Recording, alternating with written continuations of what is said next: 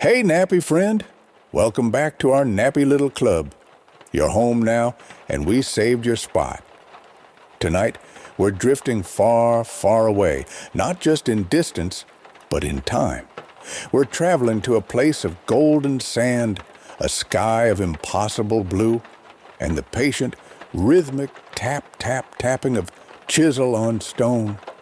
Imagine the dry, warm air on your skin, the distant smell of baking bread, and the profound silence of a desert that holds millennia of secrets. You're about to walk in the footsteps of an ancient artisan, a man whose job was to carve eternity for kings, but whose mind was preoccupied with the much more immediate problem of just getting through the day. You probably wouldn't survive the real thing, what with the scorpions and the complete lack of modern plumbing, but here, in this cozy space, you're perfectly safe and relaxed. Your only job is to get comfortable and let the story carry you. So, before your eyelids get too heavy, if you genuinely enjoy what I do here, tap that like button and subscribe to keep our sleepy adventures coming. After all, nobody wants to miss out on history, right? And in the comments below, let us all know where in the world you're listening from and what time it is. It's a wonderful way for our global nappy family to connect across the quiet hours. So, dim your lights, tune into the soft, comforting fan hum, and ease gently into tonight's journey because you're now officially in nappy community. You're not just listening, you're an essential part of our nappy family where every night is soothing, special, and yours. You're safe, valued, and always welcome. The darkness before the dawn is a different kind of darkness. It's thin, almost watery, and holds the faintest promise of light. You feel it more than you see it as you awaken. You are Kinnaman. The name feels solid, familiar, like the worn stone of your doorstep. You lie on a reed mat atop a raised mud brick platform, the closest thing to a bed frame your home possesses. Your head rests not on a soft pillow, but on a smooth, curved wooden headrest, cool against your neck. It's an object designed to preserve an elaborate hairstyle, though your own hair is cropped short against the heat and the stone dust. A soft shuffling sound comes from the main room. It's your wife, Merritt, her movements practiced and economical in the small space. You hear the gentle clink of pottery as she prepares the morning's meager meal. The air carries the first hint of smoke from the hearth, a smell of home, of continuity. You swing your legs off the platform, your bare feet meeting the cool, packed earth of the floor. You don't need a lamp. You could navigate this house, this life, with your eyes closed. You move to a corner where a large clay basin holds water fetched yesterday from the communal well. You cup your hands, splash the precious liquid on your face, and feel the sleep wash away, leaving behind the familiar dull ache in your shoulders and lower back. It's the ache of your trade, the ghost of yesterday's labor. You pull on your only work garment, a simple kilt of coarse linen wrapped and tied at the waist.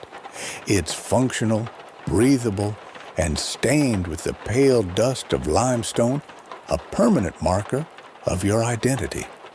In the main room, Merritt hands you a small, tough piece of flatbread. You dip it in a little water to soften it and eat it slowly, silently.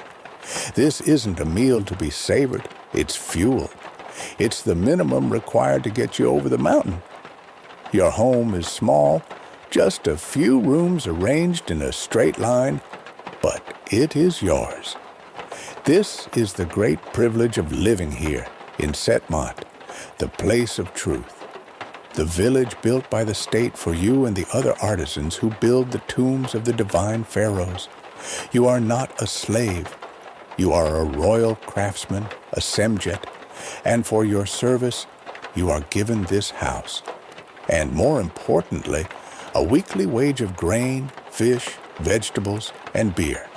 At least, that's how it's supposed to work. Your eyes catch a shard of limestone on a ledge, an ostrakhan. Yesterday, your young son, Pepe, had taken a piece of charcoal and drawn a wobbly, charmingly inaccurate picture of a donkey on it. You smile. These shards are everywhere, the scrap paper of ancient Egypt, used for everything from laundry lists to letters to practice sketches. Some of the finest drawings you've ever seen were quick doodles on these throwaway pieces of rock, momentary flashes of genius from your fellow craftsmen. Historians in a far-flung future will debate endlessly about the literacy of the artisans here. How many of you could truly read the sacred words you carved? You, Kinnaman, know the truth for yourself. You know the symbols. You can read a cartouche. You understand the glyphs for life, power, and stability. You can copy a scribe's perfect blueprint from a sheet of papyrus onto a tomb wall with unmatched precision. But you cannot compose a prayer. You cannot write a letter. You are a sculptor of words, not a writer of them. That is the realm of the scribes, and it is a world away from yours. You give Merritt a simple nod, a gesture that says everything that needs to be said, and step out into the pre-dawn street. The air is cool and still. Other men are emerging from identical houses, their silhouettes moving with a shared, tired purpose. The village is nestled in a tight, hidden bowl of the Theban hills, a secret community, invisible to the world. You join the silent procession of your colleagues, your friends, your neighbors. There is little talk. The energy required for the coming day is too precious to be spent on pleasantries. Your path is not a gentle, winding road. It is a steep, rocky trail that goes straight up and over the massive cliff that separates your village from your workplace, the Valley of the Kings. Your reed sandals, sturdy and practical, slap against the worn stones. The climb begins immediately, your calf muscles tightening, your breath coming in steady, controlled puffs. This is the first labor of the day, a daily pilgrimage of sweat and effort. Below, your village shrinks, a cluster of pale boxes in the growing light. Above, the jagged peaks of the cliffs cut sharp shapes against a sky that is slowly turning from inky black to a deep, velvety purple. As you climb, your mind drifts. You think of the stone that awaits you. You are a master of bas relief, specializing in the intricate hieroglyphs that line the sacred passages.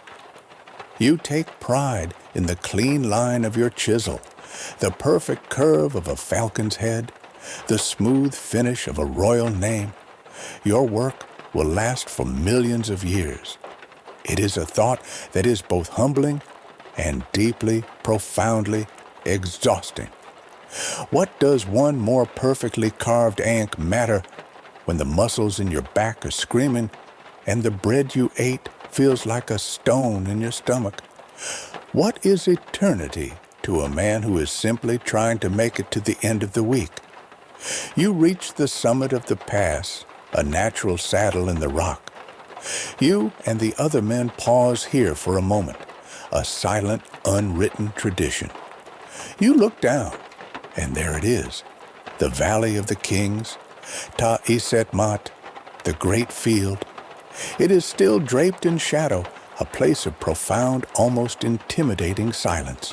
From here, you can see the dark rectangular doorways cut into the bases of the cliffs, the entrances to the tombs, your office, portals to the afterlife, each one a testament to years of toil, sweat, and artistry.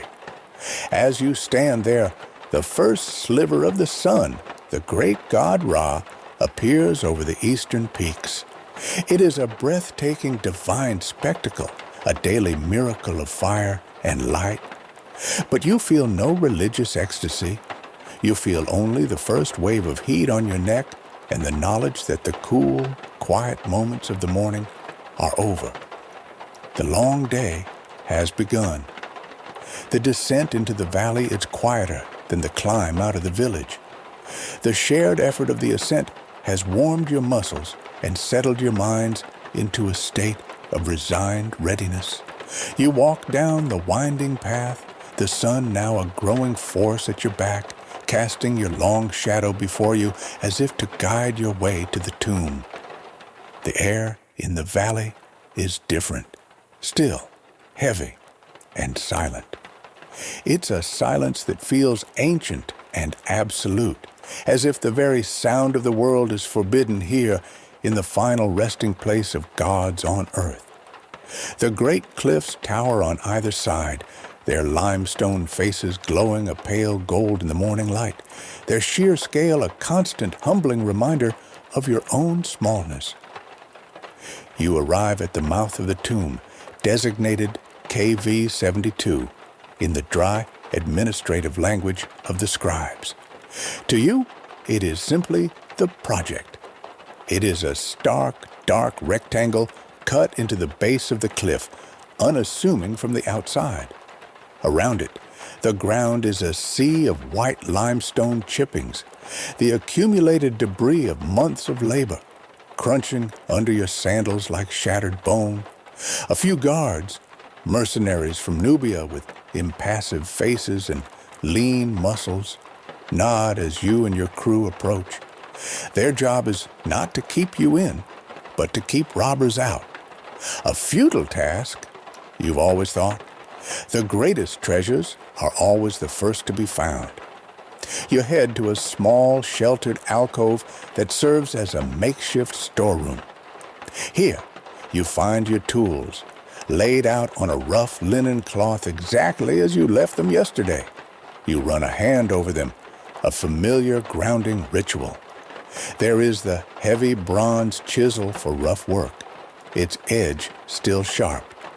There are the finer, more delicate chisels for the detailed carving of glyphs. And there is your mallet, a single piece of dense acacia wood, the head rounded and polished smooth by countless impacts, the handle worn to a perfect, comfortable grip that fits your palm as if it grew there. You gather them, their weight a familiar burden in your arms. They are not just tools. They are your skill made manifest, the instruments of your quiet, unending craft. You step across the threshold of the tomb, and the world changes instantly. The brilliant searing light and the dry baking heat of the valley are replaced by a profound coolness and an echoing subterranean dark. The air inside is thick, still, and tastes of fine stone dust, a powder so pervasive it seems to be a permanent feature of the atmosphere. It coats your throat, your skin, everything. Far down the sloping corridor, you see the warm, flickering glow of the oil lamps. Their light, cast from simple clay bowls with linen wicks, floating in a mixture of sesame oil and salt to reduce the smoke, throws long, dancing shadows that make the walls seem to writhe and breathe. Inside, the tomb is already a place of controlled rhythmic noise. You belong to the Izmu, the work crew, specifically the right side gang. On the opposite wall, you can see the flickering lamps of the left side crew, their forms moving in a mirror image of your own team's efforts.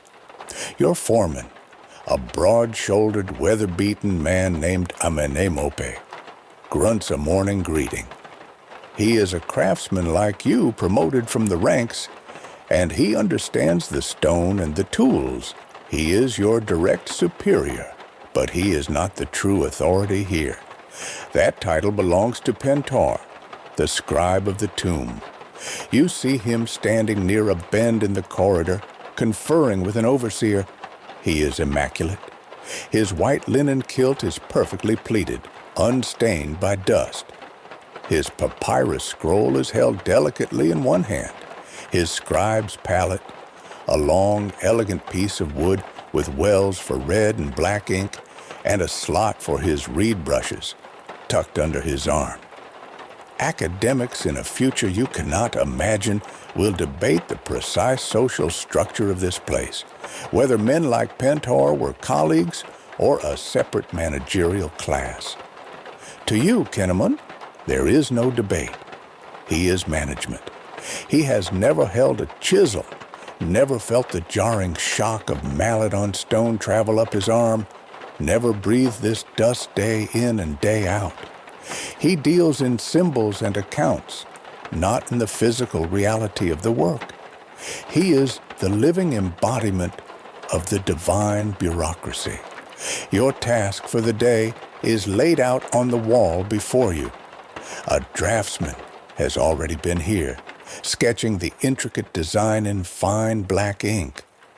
Last evening, before leaving, you and your partner checked the proportions, using a plumb bob and a length of string soaked in red ochre to snap a faint but perfectly straight grid across the plaster surface. It's a panel from the Book of Gates, a dense tapestry of image and text. Your section involves a protective spell meant to ward off serpents in the 5th hour of the night. You run your fingers over the smooth plaster, tracing the outline of the sketched hieroglyphs, the symbols for fire and knife, and the long, undulating form of the serpent god, Apep. You select your first chisel and your mallet. You take your stance, and you begin. The first tap is sharp, clear, breaking the hypnotic rhythm of the other workers for just a moment before it is absorbed into the general chorus. It's a soundscape that would be jarring to an outsider, but to you, it is as soothing as a lullaby. The steady, percussive tap, tap, tap of dozens of mallets, the soft, abrasive shush of smoothing stones, the low murmur of voices. It is the sound of eternity being built. You find a small moment of humor as you begin to carve the seated figure of a god with the head of a baboon. The artist has given him an expression of deep, thoughtful concentration that reminds you of your uncle trying to solve a particularly difficult game of sonnet. A quiet, internal smile touches your lips. It's these little things that keep you sane. You settle into the work, your body moving with an efficiency born of 20 years of practice. But your mind is aware of the suffocating process. You are simply the final stage of a long assembly line. The design was approved by a committee of priests in Thebes. The text was copied by Pentor. The grid was drawn by specialists. The outline sketched by a draftsman. Your job is to cut along the lines. There is no room for interpretation, no space for your own artistic flair. You are a master craftsman, capable of making stone flow like water, but you are being asked only to trace. This is the great weight you feel, not the weight of the stone, but the weight of the system. It is a bureaucracy designed for gods and managed by men who think they are gods. And you are just a pair of hands at the very bottom of their immaculate papyrus scrolls. The day has just begun, and you are already conserving your soul. Section 3. The morning deepens. Time inside the tomb is a strange, fluid thing, measured not by the movement of the sun, but by the slow progress along a wall and the growing ache in your joints. The air, once cool, has taken on a stuffy warmth from the heat of the lamps and the dozens of breathing bodies packed into the narrow corridor. You have found your rhythm, the familiar cadence of your craft. Your mind has drifted into that state of focused emptiness required for such precise, repetitive work. Your chisel bites into the limestone, flaking away small chips that fall silently to the dusty floor. It is work. It is what you do. Then, a welcome change in the soundscape. The rhythmic tapping around you falters, replaced by murmurs of relief. From the entrance of the tomb, a figure appears, silhouetted against the brilliant rectangle of daylight. It is Nacht, one of the designated water carriers, a lanky youth whose arms are roped with muscle from his daily, thankless task. He hauls 2 large, glistening goatskins of water slung over his shoulders. The water has been carried all the way from the Nile, a journey of miles under the punishing sun, just to quench your thirst. It is a liquid more precious than gold in this arid place. You put down your mallet and chisel, the silence from your own small section joining the general pause. You flex your cramping fingers and walk towards the staging area where Nacht is unstopping the skins. He pours the cool, life-giving water into the clay cups each worker holds out. The sound of the water splashing into the pottery is, for a moment, the most beautiful sound in the world. You take your cup, nod your thanks to the boy, and find a spot to lean against the wall, the cool stone a welcome relief against your sweaty back. As you drink, savoring the clean, slightly earthy taste of the Nile water, the whispers start. They begin, as they often do, with a man from the left side gang, a plasterer named Ipi, whose cousin works on the supply barges at the western bank. He speaks in a low, conspiratorial tone, but in the relative quiet of the break, his words travel. The grain barge from the capital. It did not arrive yesterday as scheduled, he says to the man beside him. The man grunts, a non-committal sound, but the words have been spoken. They ripple outwards through the assembled workers like a fissure in stone. Another man, a quarryman from your own crew, chimes in. My wife went to the granary this morning. The scribe turned her away, said the stocks were being held for the temple offerings. You listen, saying nothing, the clay cup halfway to your lips. A knot tightens in your stomach. It is not a knot of hunger, not yet, but of anxiety. This is not just about the emmer wheat for Merritt's bread or the barley for your evening beer. It is about everything. That grain is your salary. It is the foundation of the entire economy of your village. Historians of a distant age will call it a barter system. But for you, it is simply life.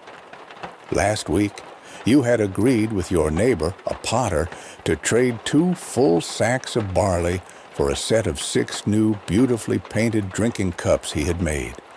Your son, Pepe, has worn through his sandals, and you had planned to trade a measure of wheat for a new pair from the leather worker. These agreements, these small transactions that make up the fabric of your community, all depend on one thing: the grain arriving on time. With the state granary closed, your wages are effectively frozen. Your wealth, carefully managed and stored in your own home cellar, means nothing if it cannot be replenished. The foreman, Amenemope, claps his hands together, the sound sharp and final. The break is over. The gods do not sleep, and neither do we. His words are meant to be motivating, a call to duty, but today they land with a hollow, almost mocking thud. The men shuffle back to their workstations, the brief respite over. The rhythmic tapping and scraping resumes, but the soul has gone out of it. The sound is now mechanical, sullen. The work, which a moment ago was a familiar, honorable craft, now feels like a swindle. You are here, deep in the belly of the sacred mountain, carving intricate pathways for a dead man's soul to navigate eternity. And the living men who manage this grand project cannot even manage to float a barge of grain a few miles up the river. You return to your section of the wall. The hieroglyphs you have been carving are complete. They are clean, precise, and cut to the exact depth specified on the scribe's plan. The next stage of your personal process, the mark of a true master craftsman, is to take a small, smooth quartzite stone and meticulously polish the inner surfaces of each glyph. It is a task not explicitly required in your duties. It is not on any checklist. It is what you do out of pride. It gives the carvings a beautiful, subtle sheen and a texture as smooth as a river stone. It is the difference between a job done and a job done with artistry. It is going above and beyond. You look at the glyphs. You see the faint chisel marks, the raw texture of the limestone. You pick up your polishing stone, its weight familiar in your palm. Then you pause. You look down the long, dark corridor towards the tomb's entrance, where the square of brilliant, unforgiving sunlight frames the outside world. You imagine the scribe, Pentar, sitting comfortably in the shade, perhaps enjoying a fig, making a neat entry on his papyrus about the morning's productivity. He will never notice the subtle difference between a polished glyph and an unpolished one. He deals in quantity, not quality. You make a decision. It is a quiet, internal, and deeply personal one. You place the polishing stone back in your toolkit. You have fulfilled your duty.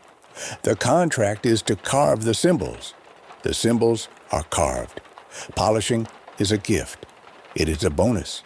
It is a piece of your soul, and today, the state has not earned it. You make a small, bitter joke to yourself. The great pharaoh, in his journey through the 12 gates of the underworld, will have to face the serpent Apep with hieroglyphs that are merely adequate. Surely the gods, in their infinite wisdom, will understand the economics of the situation.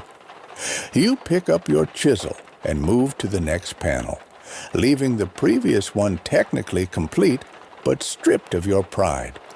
It is an invisible act of defiance, a withdrawal of discretionary effort.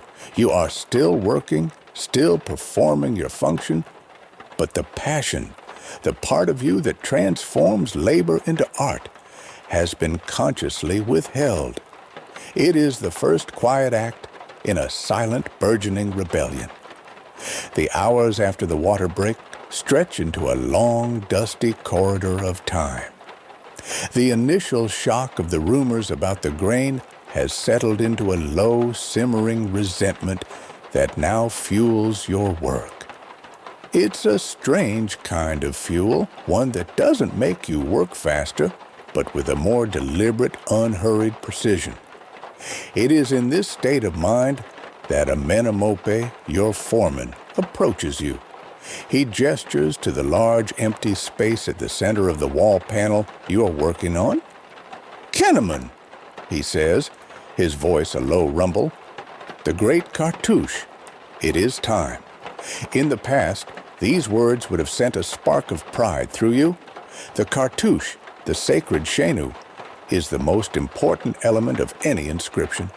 It is the magic loop of rope, a symbol of all that the sun encircles, drawn to contain and protect the holy name of the pharaoh. To be chosen to carve it is a sign of ultimate trust in your skill. A mistake here is not just a flaw, it is a blasphemy, an invitation of chaos into the most sacred of spaces. Today, however, you feel no pride. You feel only the immense weight of the task and the irony of the situation. You are to carve a symbol of eternal protection for a king whose administration cannot seem to protect your family from going hungry. You simply nod at the foreman and turn to the wall. This, you decide, will be your masterpiece. Not a masterpiece of speed or artistic flair, but a masterpiece of passive resistance.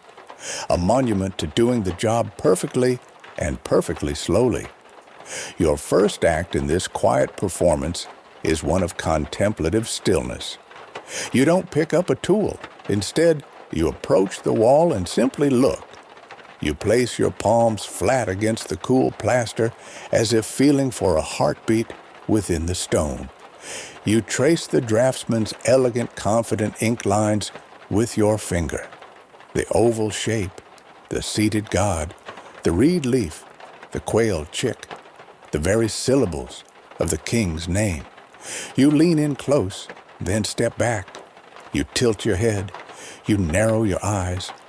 From a distance, you look like a scholar wrestling with a complex text, a high priest preparing for a profound ritual. In reality, you are doing nothing at all, and it feels wonderful. You are taking back your time, one theatrical, thoughtful moment at a time. After a long, respectable period of this contemplation, you walk over to your toolkit. This is stage 2 of the performance. You unroll your linen cloth and meticulously lay out every single one of your fine carving instruments. There are the bronze chisels of varying widths, from the breadth of your thumb to the sliver of a fingernail. There are the fine pointed awls for delicate lines. There are the bow drills, which you can use to bore small, perfect holes for details like the pupil of an eye. You pick up a particularly fine chisel, hold it up to the lamplight, and examine its edge with the critical eye of a jeweler. You grunt softly, as if it is not quite up to your standards, and place it back down. You select another. The entire process is a silent one-act play titled The Concerned Artist.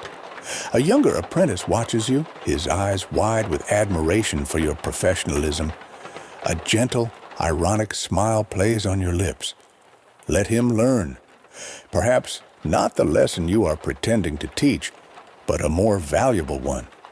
Finally, with the perfect tool apparently selected, you return to the wall. It is time to make the first cut. Academics in a future you will never see will argue about the nature of artistic freedom in your era. They will debate whether the carvers were mere copyists or if they were allowed to impart their own hand, their own subtle style into the work. You know the answer. You have a style. Your lines are known for their fluidity, for a certain rounded depth that makes them feel alive. It is your signature, the quiet mark of Kenneman. Today, you will consciously erase it. You place the chisel's edge against the ink line of the cartouche's oval loop. You raise your mallet. Tap. The sound is soft, precise. You're not striking with force. You're guiding the blade, letting it bite away a tiny fleck of plaster and stone. Tap, tap, tap. Your movements are a study in painstaking caution. You follow the draftsman's line with a slavish, uninspired fidelity that you have never before allowed yourself. You are producing a line that is technically perfect. It is flawless. It is also utterly dead. It has the precision of an insect, not the soul of an artist. It is the physical manifestation of your compliance and your contempt. While your hands work, your mind is wonderfully, peacefully blank. There is no rush. The sun is not rushing its journey across the sky. The Nile is not rushing to deliver the grain. The overseers are not rushing to do anything of value. So, you will not rush either.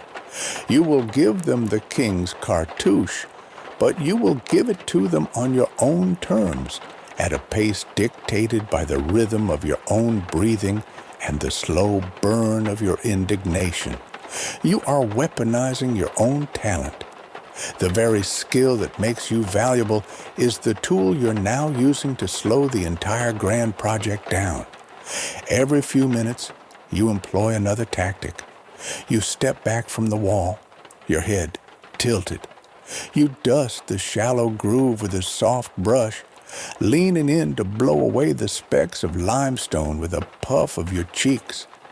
You even wave over your work partner, pointing to a section of the curve and murmuring something about the angle. He, understanding the game completely, squints and nods seriously, offering a hushed, meaningless opinion before you both agree the line is, in fact, correct and can be continued. It's a beautiful, pointless piece of workplace theater. The overseer, should he pass by, will not see two men wasting time. He will see two master craftsmen collaborating on a sacred task, ensuring its absolute perfection. He will see exactly what you want him to see. The call for the midday meal, a loud shout from the foreman that echoes down the corridor, arrives as you are finishing the top curve of the oval. It is an amount of work that, on a normal day, on a day where the grain shipments were on time and your skill felt respected, would have taken you less than an hour. It has now consumed the entire morning. You have not broken a single rule. You have not been insubordinate. You have been a model employee. You lay your chisel down, a deep, quiet sense of satisfaction settling over you. You have taken control. Perfect timing. The foreman's call for the midday meal releases a collective weary sigh from the men of the right side gang. You carefully place your chisel and mallet beside the wall, their metallic and wooden surfaces already filmed with a fine layer of white dust. You rise, your knees cracking in protest, and join the slow, shuffling procession of workers heading up the sloping corridor towards the light. Emerging from the tomb's entrance is a daily shock to the system. You step from the cool, consistent dimness of the underworld into the full, staggering power of Ra at his zenith. The light is a physical blow, a white, blinding glare that reflects off every surface, forcing you to squint until your eyes adjust. The heat is even more jarring. It's a solid, heavy blanket that instantly begins to draw the moisture from your skin. You and the other men don't wander far. You are creatures of habit and masters of energy conservation. You find your usual spot in the meager shade cast by a large overhanging boulder a short distance from the tomb's entrance. The ground is hard, littered with sharp limestone chips, but it's familiar. You settle down, your back against the slightly cooler stone, joining the small circle of men from your crew, your friends, your neighbors, the men whose rhythms you know as well as your own. This is the forum, the daily council, the place where the real business of the day is conducted. Historians in the future may wonder about the social bonds forged in this Valley of Kings, whether you were merely colleagues or a true community. You could tell them that in a place like this, where you live and work and sweat and worry together, there is no difference. You unwrap the linen cloth holding your meal. It is a portrait of practicality. There is a thick, dense piece of emmer wheat flatbread, a few wrinkled dates whose sweetness is a welcome jolt of energy, and a whole, pungent raw onion. You crack the onion against the rock, its sharp, spicy aroma cutting through the dusty air. As you begin to chew on the tough bread, a boy makes his way around the various groups, pouring a liquid from a large unglazed pottery jar into each man's cup. This is your henket, your beer ration. It's a cloudy, thin, porridge-like liquid, more of a food than a drink, and an essential part of your caloric intake. You take a long swallow. It's nourishing, but today it tastes even more watery than usual, a sure sign that the quartermasters back in Thebes are stretching the supplies. For a few moments, the only sounds are the crunching of onions and the slow, deliberate chewing of men who know not to waste a single crumb. Then, the conversation starts, picking up right where the rumors left off during the water break. Epi, the plasterer from the other gang, leans in. "It's worse than a late barge," he says, his voice low. "I heard that the vizier's chief steward diverted the shipment for the festival of Opet. They're feasting at the temples of Karnak while we're chewing on dust." A wave of cynical, tired murmurs ripples through the group. It is always the same story. The gods and the priests who serve them must get their share first. Your share comes from whatever is left over. An older quarryman, a man named Necked Min, scoffs. "My name means Min is strong," he says with a joyless laugh, patting his flat stomach. Today, I feel that the god Min has forgotten me entirely, or perhaps he too is waiting for the barge. The humor is bleak, but it breaks the tension. You find your own voice, adding to the chorus of discontent. You speak of the great cartouche you are carving. "The foreman insists on its perfection," you say, taking a slow sip of your thin beer. I told him such sacred work cannot be rushed.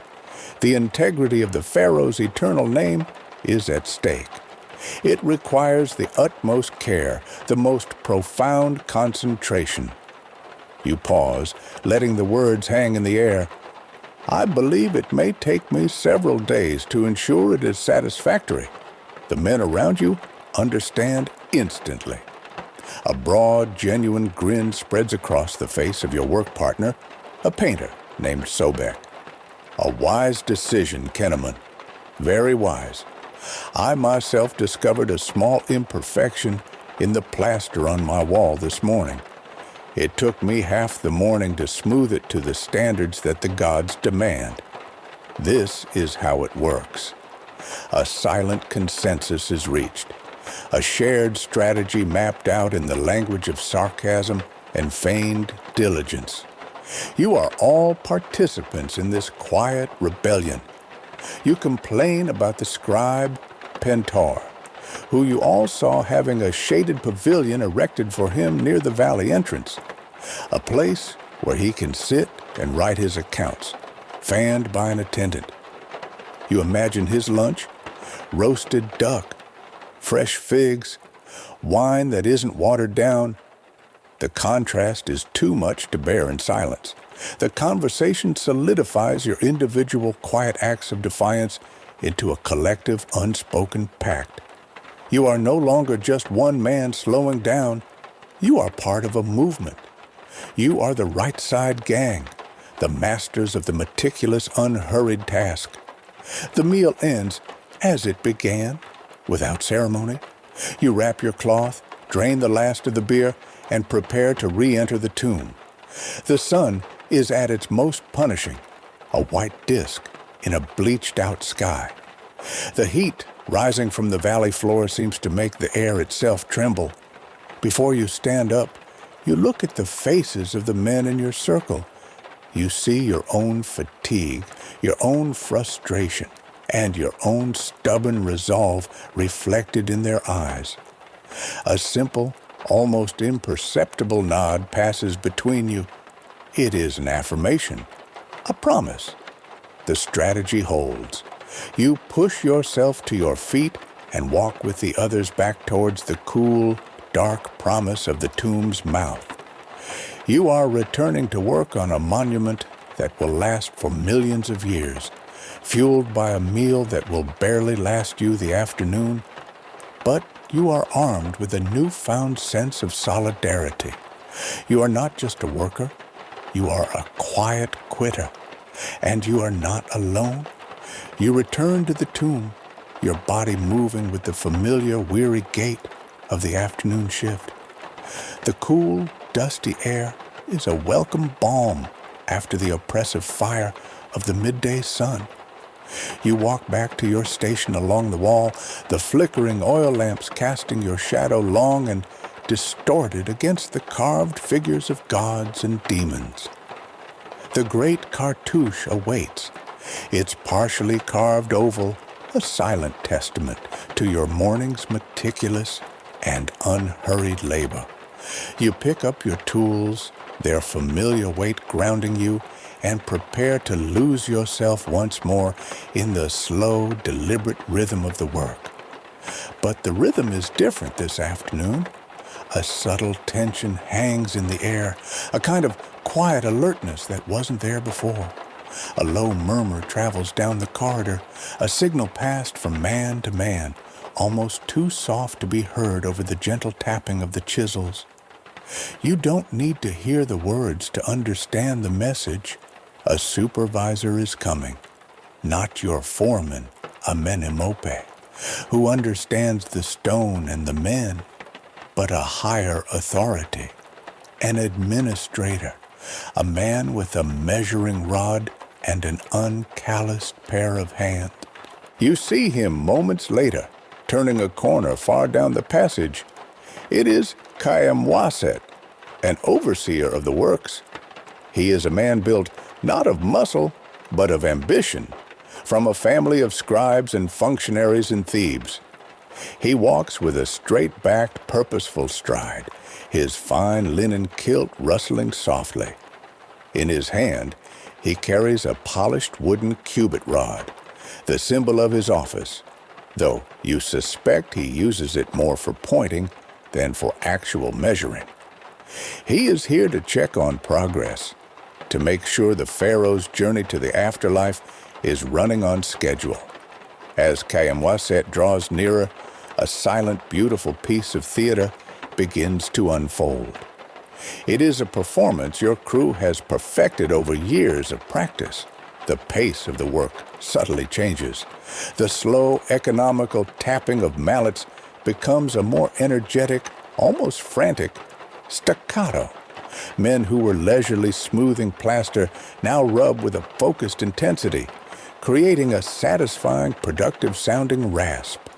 Sobek, your painter friend, begins to grind pigments on his stone palette with a great show of effort, mixing colors he won't need for hours.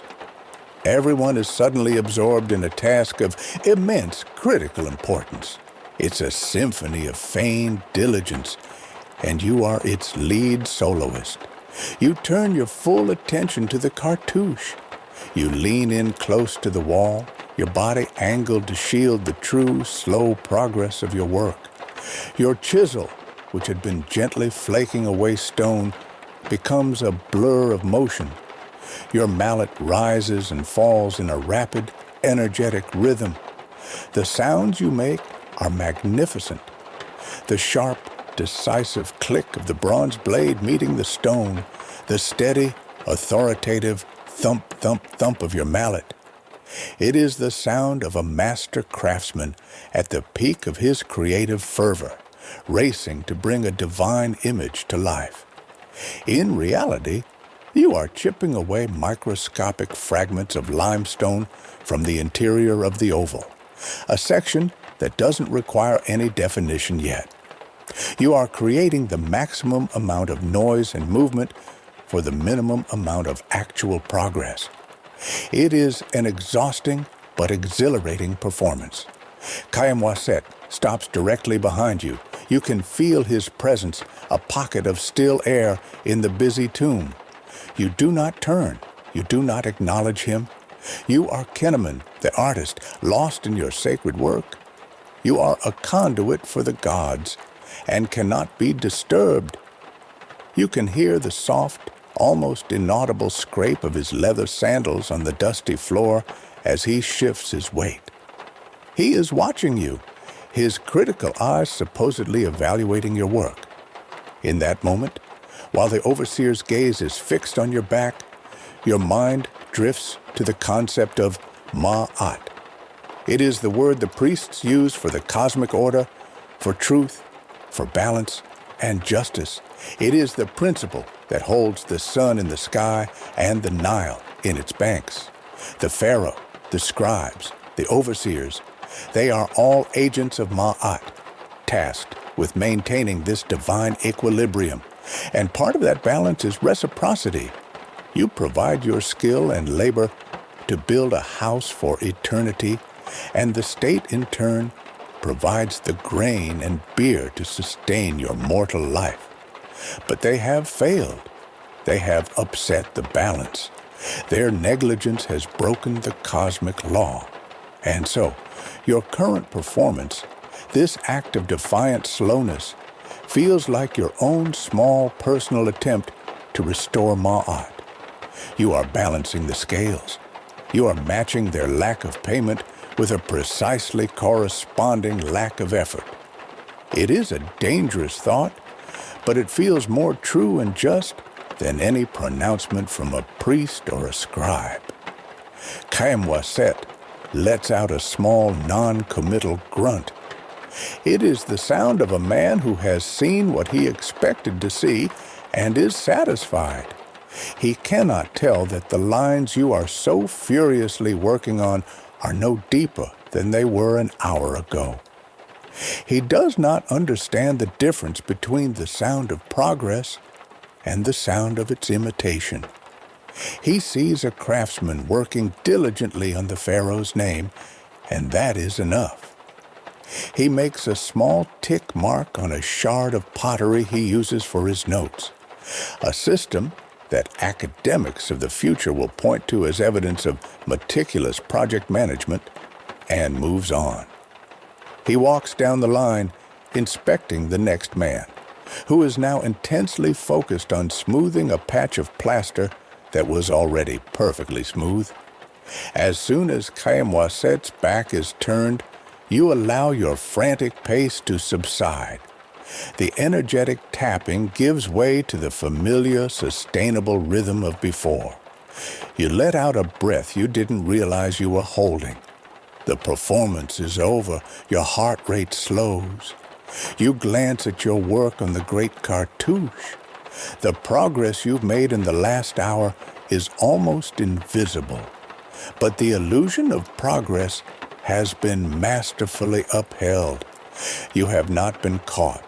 You have not been disciplined. You have used the system's own blindness against it. It is a quiet, profound victory. The unseeing eye of authority is not a threat to be feared, but a weakness to be exploited. And you and your crew are becoming experts at exploitation. The afternoon air inside the tomb grows thick and heavy, each particle of dust seemingly saturated with the collective weariness of the crew. You've settled back into the slow, meditative rhythm of your work on the great cartouche, a pace that feels sustainable, just, and entirely your own.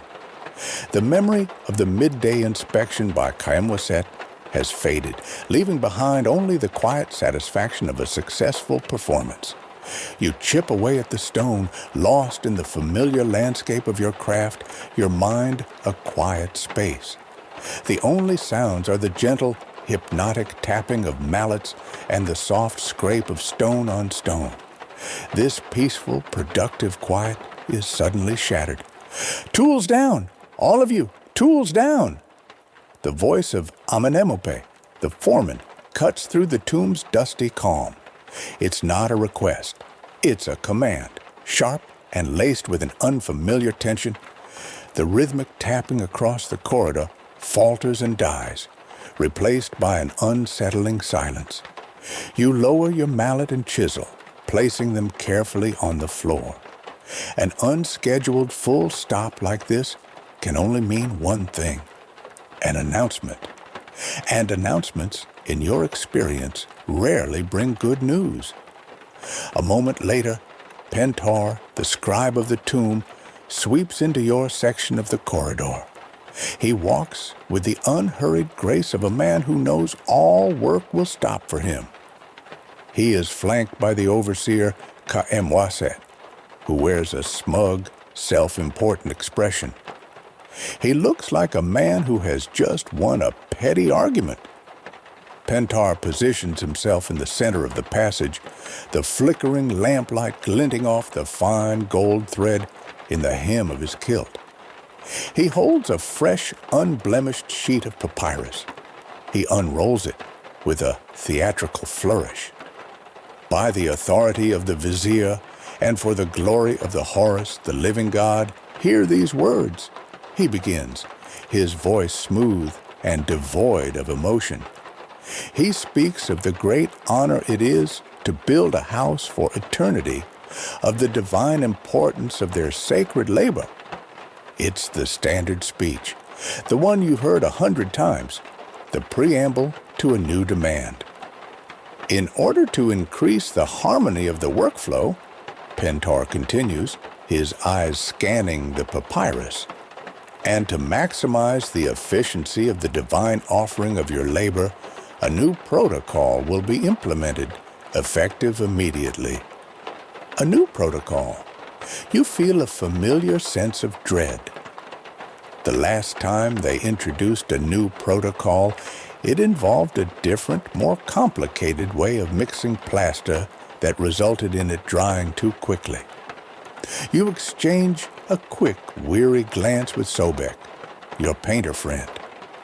Pentar reads the new rules, each one a testament to a mind that has never held a tool.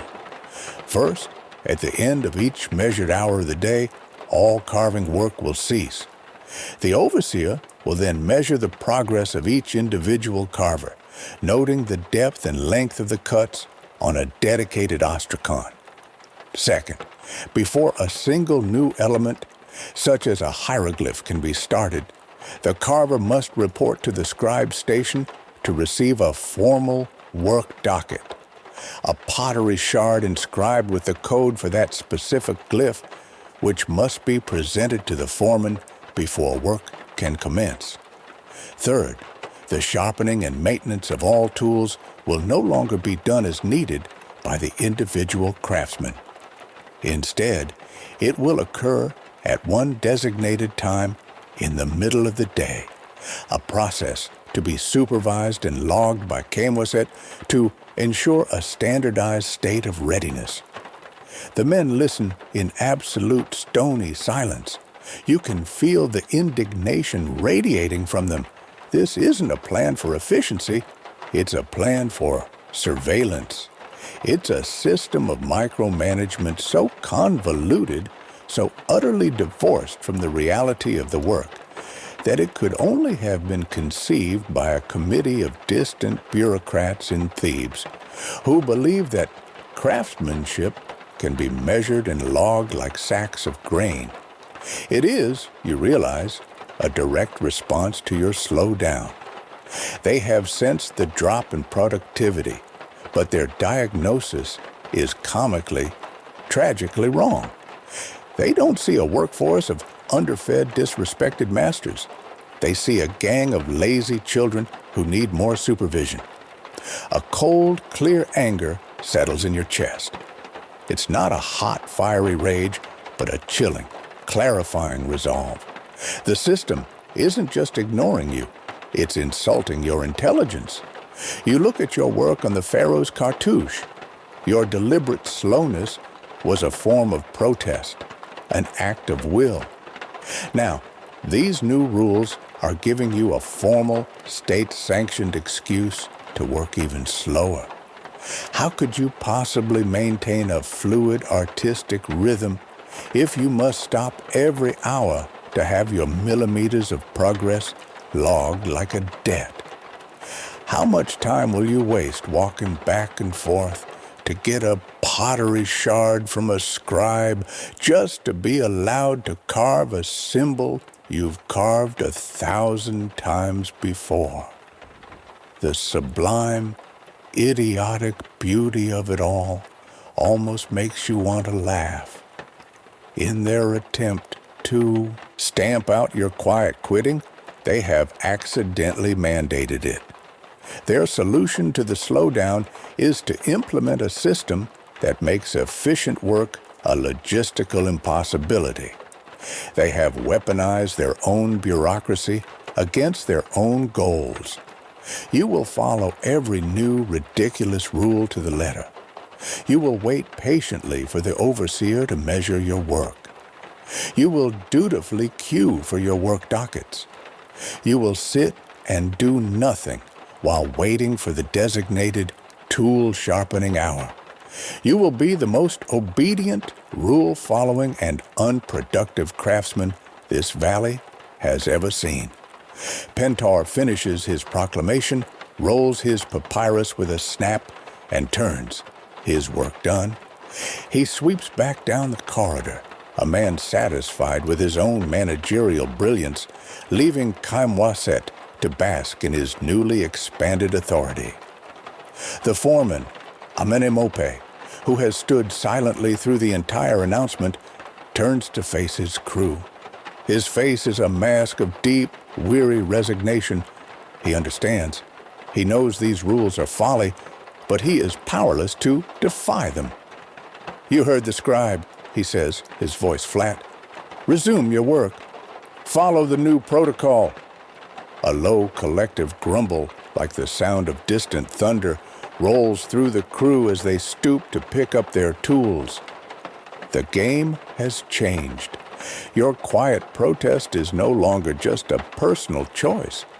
It is now a collaborative dance with an absurd new choreography. And you will perform every step with painstaking, infuriating precision. Another day begins, but it feels different from the last. The sun rises with the same fiery, impartial glory, but you do not. The walk over the mountain pass this morning was a genuine struggle. The usual ache in your muscles has been joined by a deeper, more hollow feeling. The gnawing emptiness of a stomach that has not been properly full for days. The whispers of a late grain shipment are no longer whispers. They are a confirmed, undeniable, and painful reality. The village granary is empty. The ration distribution has ceased. The work inside the tomb, once a familiar rhythm, has become a slow, deliberate battle against your own body. The simple act of holding a heavy bronze chisel steady now requires a conscious effort of will. You feel a slight but persistent tremor in your hands, a weakness that infuriates you. When you stand up after kneeling to inspect a lower section of the wall, the world momentarily dissolves into a swirl of black spots, and you have to place a hand against the cool stone to steady yourself until the corridor swims back into focus. Each swing of your wooden mallet feels like it costs you something precious, a measure of energy you know will not be replenished. This isn't the noble fatigue of hard labor, it is the gnawing, parasitic exhaustion of hunger. And it is in this weakened state that the scribe's new efficiencies have transformed from a bureaucratic joke into a form of exquisite torture. The protocol, designed by well-fed men in a distant office, makes no allowance for human frailty. At the end of the hour, the foreman calls a stop.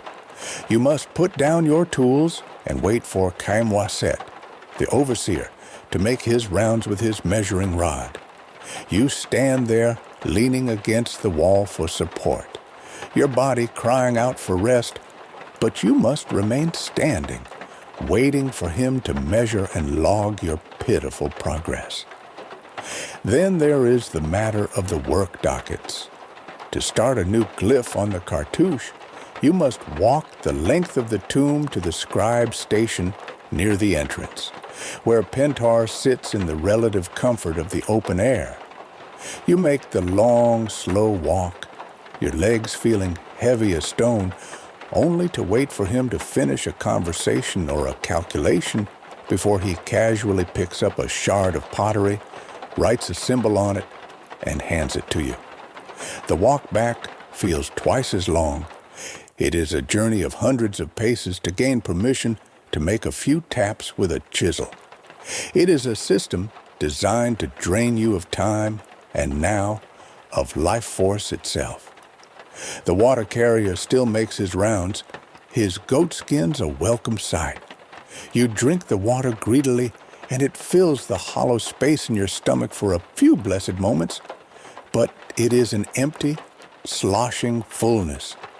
It is a cruel reminder of what is absent. The water cools your throat, but offers no strength to your arms. The priests teach that suffering is often a sign of the gods' displeasure, a punishment for some transgression that has upset the delicate balance of Ma'at. You look around at the faces of your comrades etched with the same gaunt fatigue as your own. You see Ipi, the plasterer, his movements slow and clumsy. You see old necked men sitting heavily between tasks, his face pale beneath its sun-darkened leather. Did all of you, all at once, commit some secret sin against the great god Amun? Or is the truth simpler, more mundane, and far more infuriating?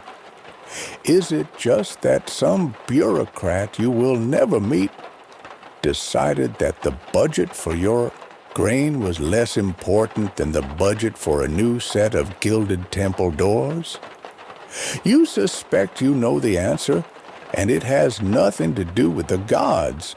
The work itself suffers, but not in the way the overseers might notice. The lines you cut are still clean. The glyphs are still accurate. Your pride as a craftsman, the very core of your identity, will not allow you to be sloppy. But your pace, your output, has dwindled to a trickle. The quiet quitting that began as a conscious political choice has now become an absolute physical necessity. You couldn't work faster if your life depended on it, and you're beginning to feel that it does. The academic ideal of a robust, protein-rich diet for the pharaohs' elite craftsmen feels like a bitter joke. The reality is that your diet was just enough, a precarious balance of fuel in versus energy out. And now that the fuel has been cut off, the entire equation has collapsed. There is no need for strategy sessions during the midday break anymore. There is barely a meal to be had. You sit together in the shade, chewing on a few wizened figs you've saved, or perhaps nothing at all. The conversation is sparse, muted. There is no energy for anger or elaborate complaint. There is only a shared bone-deep misery, but this shared suffering has a strange effect. It burns away all remaining doubt, all individuality. You are no longer just a collection of men. You are a single entity, united by the gnawing in your bellies and the tremor in your hands. Your collective resolve to not give this uncaring system a single iota of extra effort is no longer a choice. It has become a biological imperative. As the day finally mercifully comes to an end, you pack your tools with movements that are slow and heavy.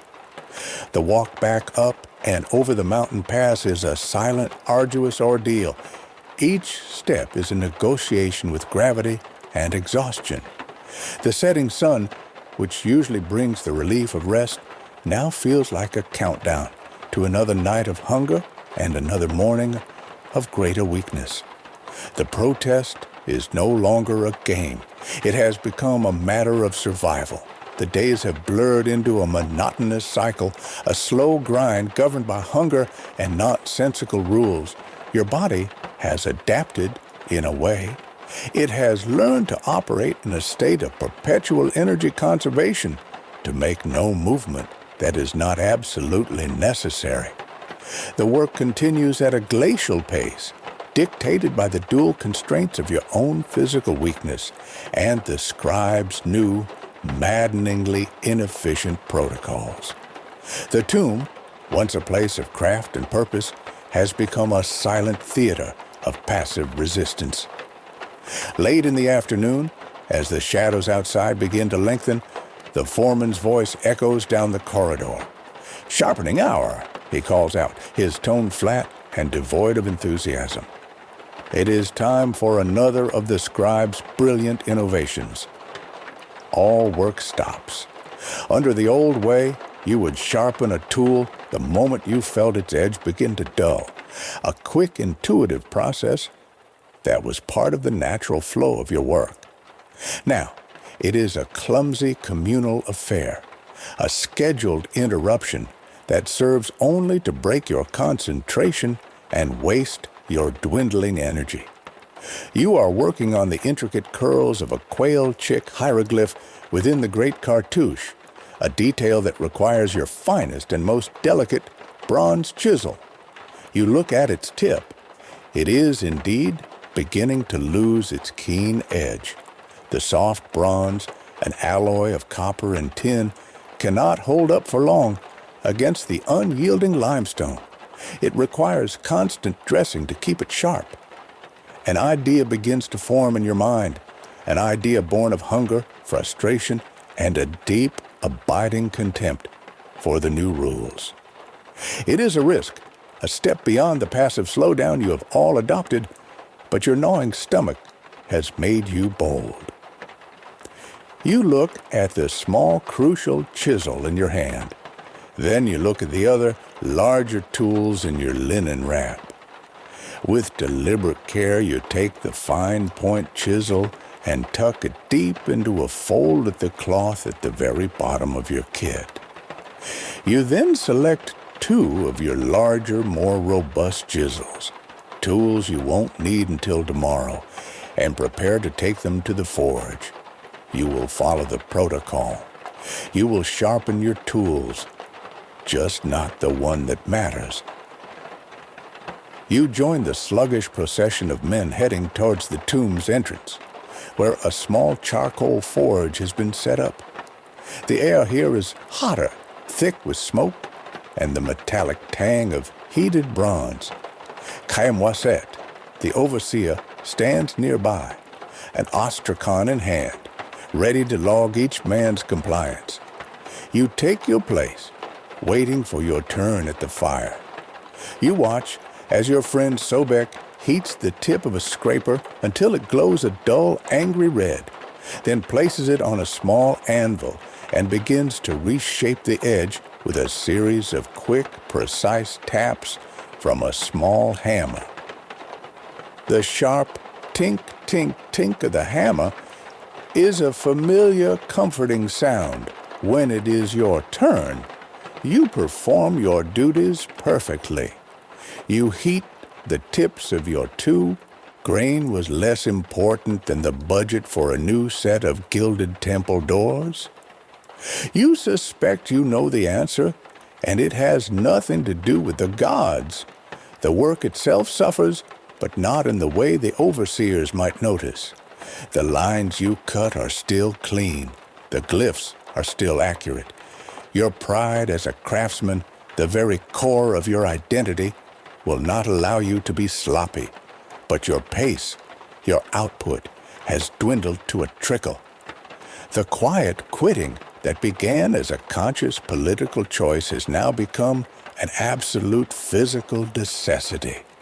You couldn't work faster if your life depended on it, and you're beginning to feel that it does.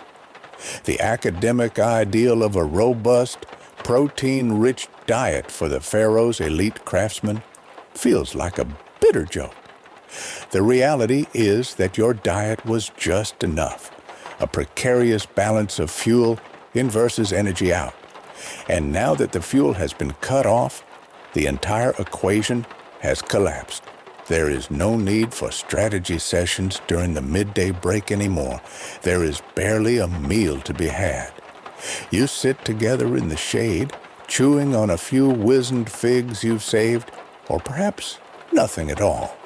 The conversation is sparse, muted. There is no energy for anger or elaborate complaint. There is only a shared bone-deep misery, but this shared suffering has a strange effect.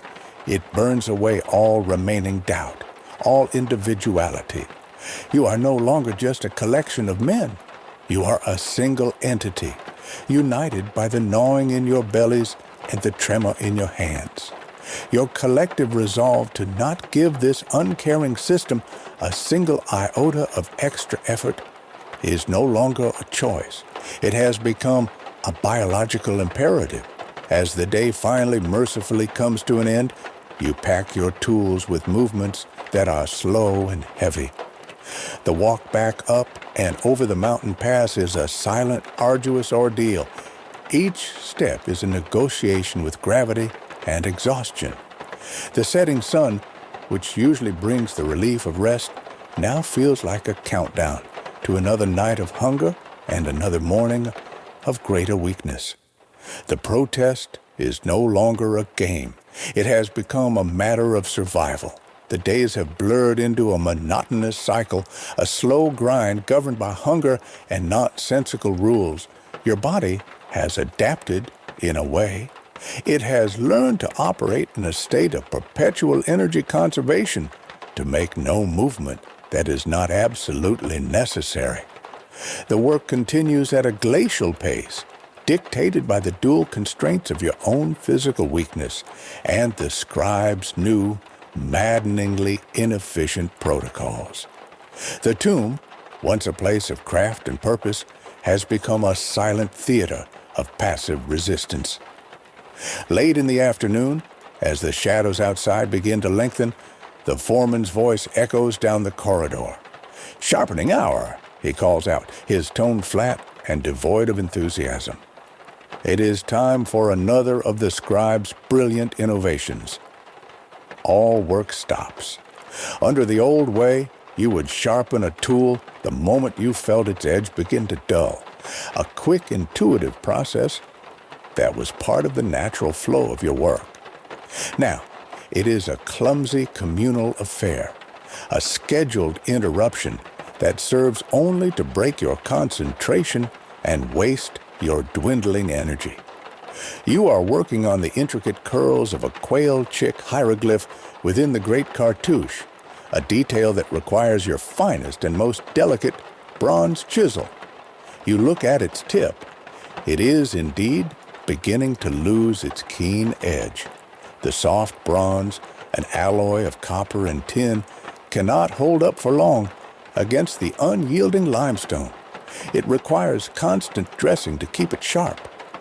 An idea begins to form in your mind, an idea born of hunger, frustration, and a deep, abiding contempt for the new rules. It is a risk, a step beyond the passive slowdown you have all adopted, but your gnawing stomach has made you bold. You look at the small, crucial chisel in your hand. Then you look at the other, larger tools in your linen wrap. With deliberate care, you take the fine point chisel and tuck it deep into a fold of the cloth at the very bottom of your kit. You then select two of your larger, more robust chisels, tools you won't need until tomorrow, and prepare to take them to the forge. You will follow the protocol. You will sharpen your tools, just not the one that matters. You join the sluggish procession of men heading towards the tomb's entrance, where a small charcoal forge has been set up. The air here is hotter, thick with smoke and the metallic tang of heated bronze. Khaimwaset, the overseer, stands nearby, an ostrakhan in hand, ready to log each man's compliance. You take your place, waiting for your turn at the fire. You watch as your friend Sobek heats the tip of a scraper until it glows a dull, angry red. then places it on a small anvil and begins to reshape the edge with a series of quick, precise taps from a small hammer. The sharp tink, tink, tink of the hammer is a familiar, comforting sound. When it is your turn, you perform your duties perfectly. You heat the tips of your two large chisels, hammer their edges with practiced skill, and then finish them on a wetted block of sandstone, grinding them back and forth until they are sharp enough to shave a hair. You are a model of diligence. Khaim Wasset watches you for a moment, makes a note on his pottery shard that Kenneman has completed his tool maintenance, and moves on. He does not ask to see the tools. He does not care which ones you've sharpened. He only cares that the box on his mental checklist has been ticked. You return to your station at the wall, the heavy, newly sharpened chisels feeling useless in your hand. You kneel before the great cartouche and ceremoniously pick up your fine point chisel from its hiding place. The performance now enters its second act. You place the tip against the stone and make a few taps. You pause. You frown, a look of mild puzzlement on your face. You lift the chisel up to your eye, rotating it in the flickering lamplight as if noticing a flaw for the very first time. You let out a soft, audible sigh of theatrical frustration. You rise to your feet and approach the foreman, Amene Mope, holding the useless tool out for him to see, your expression a perfect blend of apology and regret. "My apologies, foreman," you say, your voice filled with the weariness of a man trying his best under difficult circumstances. In my focus on following the new sharpening protocol exactly, it seems I overlooked this one. The edge is completely gone. You shake your head sadly. I cannot touch the pharaoh's sacred name with a blunt instrument. The work is too fine. It would be an insult to the gods. Amenemope stares at the dull chisel, then at your face. He knows. You can see in his eyes that he knows exactly what you have done. But he is trapped, as you knew he would be. The beauty of your small act of sabotage is that it is perfectly insulated by the very rules meant to control you. He cannot tell you to go and sharpen it. The designated, protocol-approved sharpening hour is over. To relight the forge would require a formal request to the scribe, a mountain of justification, and an admission that the new system is flawed. The foreman turns to Khaim Wasset, who has wandered over to see what the delay is. Amene Mope explains the situation in a flat, neutral tone. The overseer listens, looks at the tool, and then shrugs, a gesture of bureaucratic finality. A rule is a rule. The protocol was not followed precisely. Therefore, the consequences must be accepted. The tool cannot be sharpened until the next designated time, tomorrow. And therefore, the work on the great cartouche, the centerpiece of the entire project, cannot continue. You have won. You are reassigned for the last few hours of the day. Your new task is to help a team of laborers carry empty baskets of limestone chips out of the tomb. It is mindless, menial work, but it is far less taxing than the intense concentration of carving. As you haul the light, dusty baskets, a grim, exhilarating sense of triumph washes over you. You have not merely slowed your work, you have stopped it entirely, and you have done so with the full documented approval of the administration. You have outsmarted the system using its own absurd logic. Your hunger still gnaws at your insides, a dull, aching fire, but for the first time in days, it is overshadowed by the warm glow of victory. The walk home over the mountain It's a silent, shuffling ordeal. The day's meager energy has been spent, leaving nothing in reserve. Each step up the steep path is a monumental effort. Each footfall on the rocky trail, a dull, jarring impact. The sun sets behind the western cliffs, painting the sky in glorious hues of orange and purple, but no one looks up to admire it.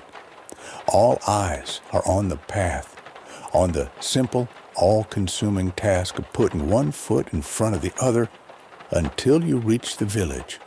The small, grim satisfaction you felt in the tomb, the thrill of your clever trick with the chisel, has long since evaporated, burned away by hunger and exhaustion. All that remains is the hollow ache of returning to a home you can no longer properly provide for. As you descend into the valley where your village, Set Mat, lies nestled, you are struck by the quiet. Normally, this time of evening is filled with life. The sounds of children playing their last games in the twilight, the smell of cooking fires, the murmur of conversation as neighbors share news of the day. Tonight, a tense, unnatural silence hangs over the narrow streets. The doors of the mud brick houses seem closed tighter than usual. The smoke rising from the chimneys is thin, almost non-existent. It is the quiet of a community holding its breath. You push open the wooden door to your own home and step inside. The air is cool and still. You pause in the first room, the small antechamber where you greet guests. In a recessed niche in the wall, illuminated by the last of the day's fading light from the doorway, sits the painted limestone bust of your father, an Achu Iker, a luminous spirit. He was a master carver before you, a man who taught you how to hold a chisel, how to read the stone. His carved face is serene, his expression calm and knowing. In better times, you would leave him a small offering of beer or bread and ask for his guidance. Tonight, you just look at his face and feel a pang of shame. What guidance could he offer for this? This is not a problem of craft or skill. This is a failure of the world of men. You move into the main living room. A single oil lamp flickers on a low table, casting soft, dancing shadows on the walls. Your wife, Merit, is sitting on a reed mat, mending a tear in your son Pepe's kilt. Her hands are steady, her movements calm and economical. She does not look up, but you know she has heard you enter. There are scholars in the future who will debate the status of women in your society, but you know the truth of it in your own home. Merit is the manager of this household, the keeper of its resources, the unwavering center of its gravity. Her quiet strength in this time of crisis is both a comfort and a reproach. Pepe sits near her, scratching a picture onto an ostrakhan with a piece of charcoal, but his movements are listless, his usual creative energy absent. Merit finally looks up, her dark eyes meeting yours. She doesn't need to ask if the grain has come. She can read the answer in the slump of your shoulders. The work was slow today, you say, your voice sounding rough in the quiet room. You tell her about the forgotten chisel, the stopped work on the great cartouche. You present it as a small victory, a point scored against the bureaucracy. She listens patiently, her needle never stopping its rhythmic stitch. When you are finished, she gives a small, sad nod. "A clever trick, my husband," she says, her voice soft but clear. "Your mind is as sharp as any chisel, but cleverness does not fill an empty stomach." The truth of her words deflates your small bubble of pride. She rises and gestures for you to follow her to the back of the house, to the small dark room that serves as your kitchen and cellar. She walks to the large beehive-shaped clay bins that stand against the far wall. With a quiet grunt of effort, she lifts the heavy lid from the one meant for emmer wheat. You look inside. The vast, dark interior is empty, save for a pathetic, ghostly dusting of flour at the very bottom. She moves to the next bin, the one for barley. It is as clean and empty as a sun-bleached skull. This is it. The abstract problem of a late payment has now become this stark, terrifying reality. The empty space in this clay bin is a more potent symbol than any hieroglyph you have ever carved. Merritt begins to speak, her voice low and steady, recounting the unraveling of the village economy. "I went to see the wife of Knack the potter today," she says. "I offered to trade our good oil lamp for the new cups he made. She was apologetic, but she refused. They need grain for their children. The cups can wait." She continues, "The fisherman brought in only a small catch, and he will only trade it for wheat, for bread. No one has anything to trade but the memory of payment. The entire village is running on promises." You listen, the weight of her words pressing down on you. Your act of defiance at the tomb feels like a child's game now. You won a battle against an overseer, but you are losing the war against hunger. You look over at your son, Pepe, who has come to stand in the doorway of the kitchen. His eyes are fixed on the small, sad lump of dough Merritt is preparing from the very last of the flour. He is trying to be brave, you can see it, but he is a child, and he is hungry. The primal fear that every father carries, the fear of being unable to provide, coils in your gut, cold and heavy. The evening meal is a somber affair. The three of you share the small, dense piece of bread, breaking it into equal portions. Each bite feels precious, a treasure to be savored, but it dissolves to nothing in your mouth, offering no real satisfaction. The house is dark, the single lamp conserved. The village outside is silent. You sit in the dark. The quiet protest you waged at work now surrounding you in your own home, its consequences tangible and terrifying. It felt like a strategy. It felt like justice. Here, now with your family, it feels only like failure. Several more days have passed, each one a copy of the last, only dimmer, weaker. The village of Setmont has become a place of ghosts. The work in the tomb has slowed to a near standstill. You and the other men go through the motions, adhering to the scribe's ridiculous protocols with a lethargic, almost comically precise obedience. Your hunger is no longer a sharp, demanding ache, but a dull, permanent feature of your existence, a cold stone in the pit of your stomach. Hope, you have discovered, is a luxury that requires calories to sustain. And you are fresh out. Then, one afternoon, a change, a ripple of excitement, the first in what feels like an eternity, passes through the village. A child, perched high on the cliffs overlooking the valley, lets out a shrill cry. A runner has been sighted on the path from the riverbank, the path that leads to Thebes, to the world of the living. A state messenger. In an instant, the village transforms.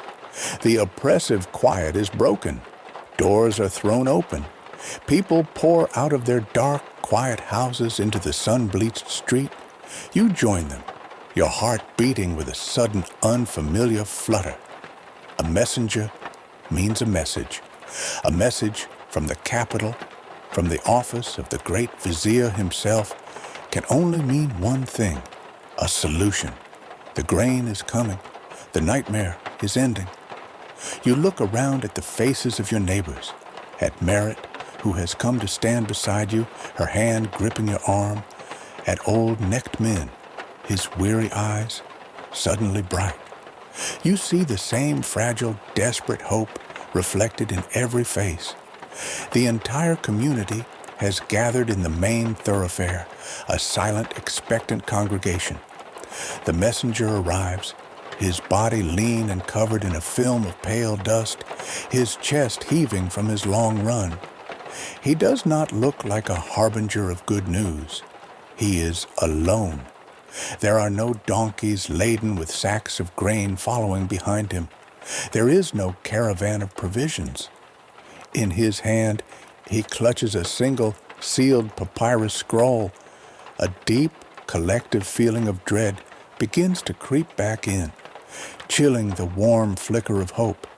You do not need a letter, you need bread. Pentar, the scribe of the tomb, is summoned from his administrative building. He emerges, his white kilt an infuriating symbol of cleanliness and order in your world of hunger and dust. As the highest-ranking local official, it is his duty to receive and read the dispatch. He takes the scroll from the messenger, breaks the clay seal with a neat crack, and unrolls it with an air of profound self-importance. A complete hush falls over the assembled crowd. Every ear is straining to hear the words that will save you. Pentar begins to read. The language is exactly what you would expect, the formal, elaborate, and utterly impenetrable language of the state. It is a river of words flowing around a pebble of actual information. Let it be known to the loyal and pious servants of the king of Upper and Lower Egypt, the mighty bull, beloved of Ra, son of the sun, may he live for all eternity. He begins, his voice droning in the still air.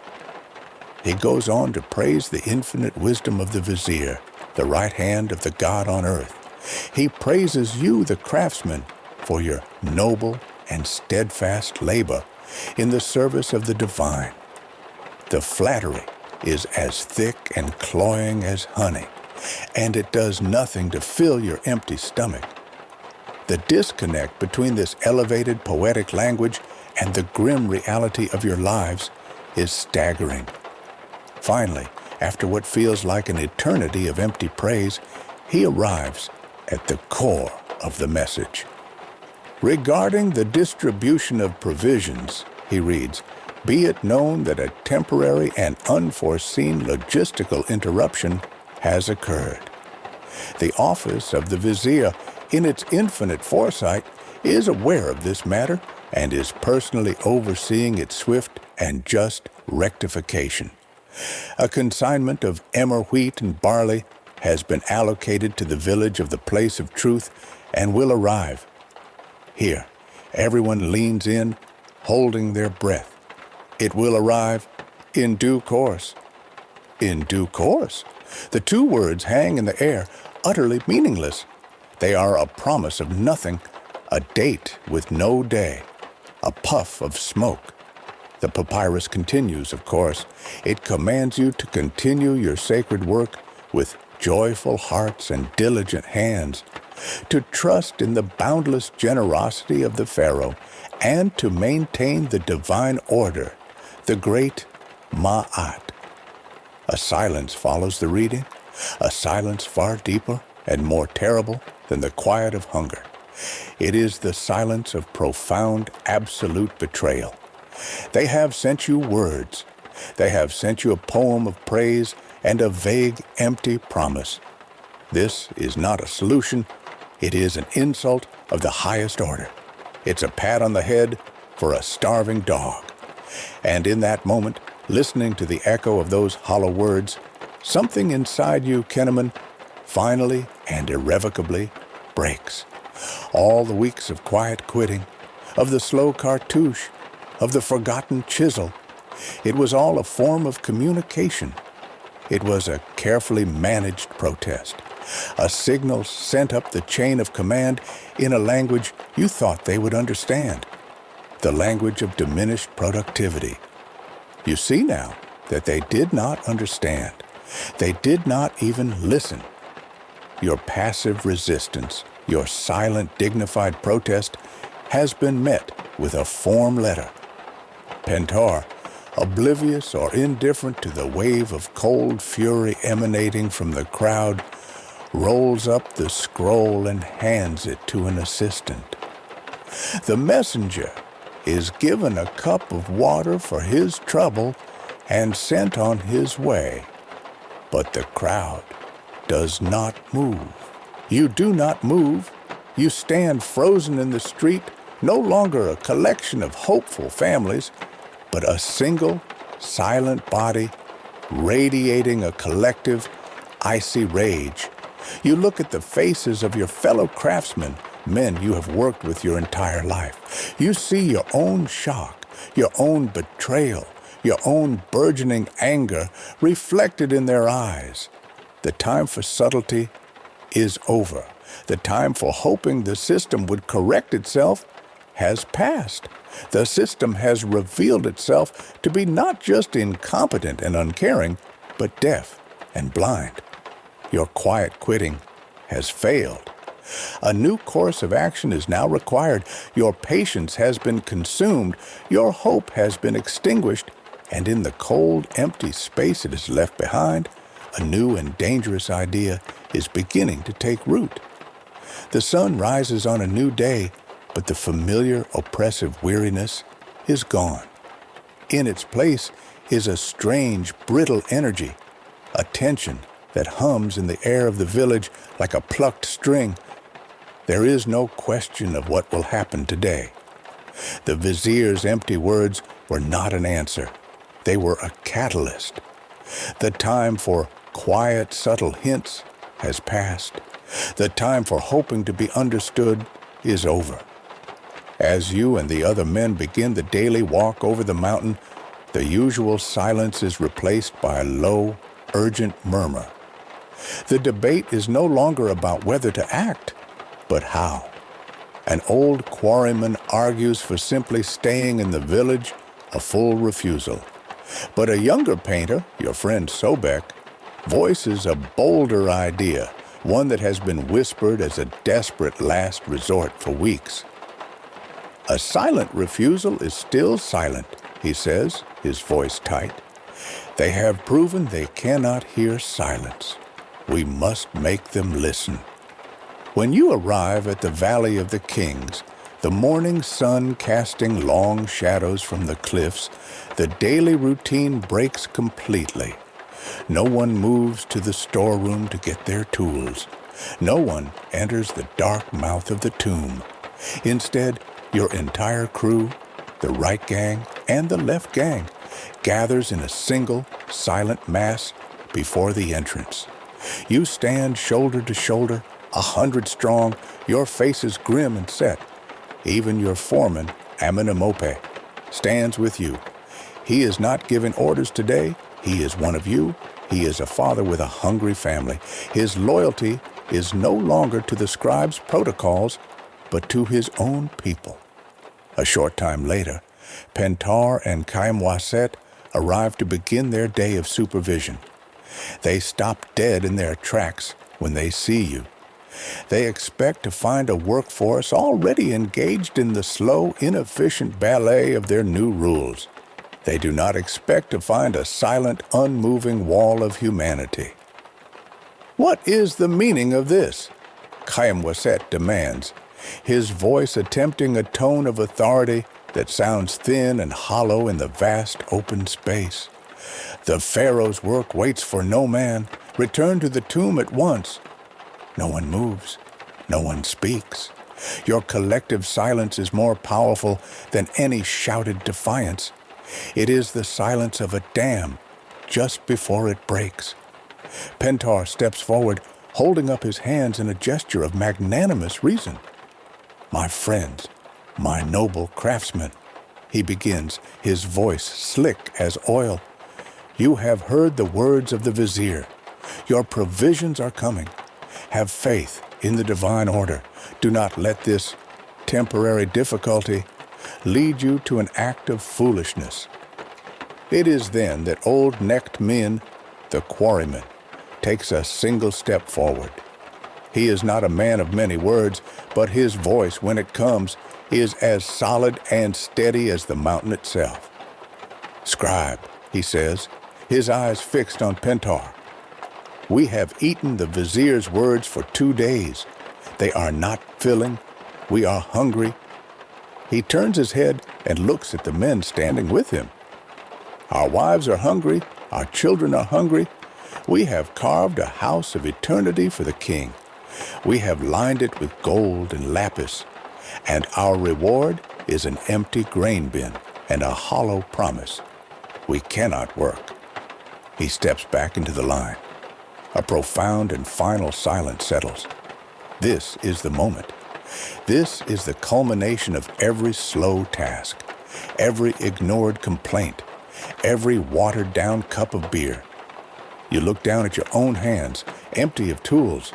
You think of the great cartouche, left half-finished inside the tomb. You think of your wife's steady gaze and your son's hungry eyes. There is no choice left to make. In a single, unspoken, unanimous decision, you and every man around you turn your back on the tomb. You turn your back on Pentar's sputtering indignation and Khaim Waset's impotent rage. Your quiet quitting, the subtle, passive resistance of the past weeks, has come to an end. This is something new. This is loud. This is a refusal. But you do not disperse. You do not shout. You do what you have always done. You form an orderly, disciplined group. This is not a riot. It is a procession. You begin to walk, not back over the mountain to your quiet, starving village, but down, out of the secluded valley of the kings and onto the open, dusty plain that leads to the great mortuary temples of the West Bank. You will take your grievance out of the shadows and into the light. You will stand before the temples of the great kings of the past, before the offices of the priests and the high officials. You will make your case not just to the living, but to the gods themselves. As you march, a feeling of pure, terrifying exhilaration courses through you. This is sedition. This is rebellion against the divine order of the state. The punishment could be severe, but the fear is a small, flickering flame against the roaring fire of your collective purpose. You are no longer Kenneman, the lone craftsman playing clever games with a chisel. You are one part of a single body, moving with one will, speaking with one voice. And as you clear the narrow confines of the valley, a single voice from the back of the procession cries out the simple, undeniable truth. "We are hungry." Another voice joins, then another, and another. It is not a roar of anger, but a chant, a rhythmic, powerful statement of fact. You open your mouth and add your own voice to the chorus, the words tearing from your raw throat. The sound echoes off the great cliffs, the unified cry of men who have decided that their silence will be ignored no longer. The story of your quiet protest is over. The first strike in human history has just begun. And so, the procession marches on, a river of determined souls flowing across the hot, dusty plain, but we will leave them there, their powerful chant fading into the warm, sleepy air. Their story, for tonight, is told. The struggles of Kenneman, the hunger, the defiance, it all melts away like a dream upon waking. You can let it go now. You are not in the heat of the Egyptian desert. You are here in your own comfortable space, safe and sound. Feel the weight of your body sinking deeper and deeper into the softness of your bed. The air around you is cool and still. The only sound is the gentle, steady hum of a fan, a soothing, predictable rhythm that carries you further and further away from the world of worry and effort.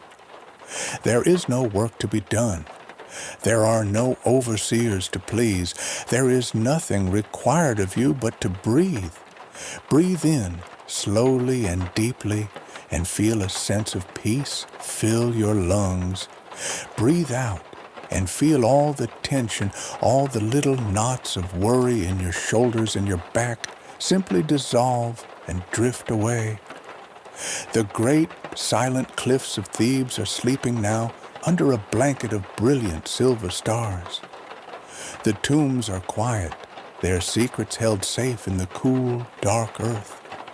The mighty Nile flows on, as it always has, a dark, silent ribbon of life, its surface reflecting the serene, unchanging face of the moon.